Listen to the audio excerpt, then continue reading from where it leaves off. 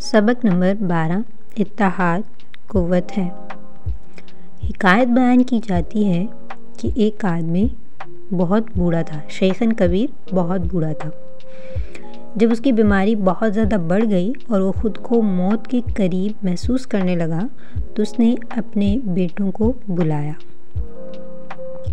उसने उनसे कहा, यानी उस बूढ़े ने कहा कि मेरे पास लकड़ी की एक लाठी लाओ। जब वो सब लकड़ियाँ ले आए तो बूढ़े ने उन सबको एक बंडल में बांध दिया।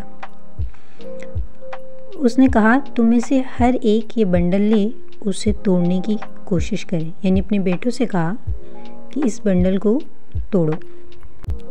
अल-इत्तेहादु क़ुव्वतुन, इत्तेहाद क़ुव्वत है। युह का हिकायत बयान की जाती है। शेखन कबीरन, बहुत ज़्यादा बूढ़ा। इब्नुन, बेटा। इश्तद्दा, बढ़ गई या ज़्यादा हो गई। अहसा, वो महसूस करने लगा। आतूनी, मेरे पास लाओ।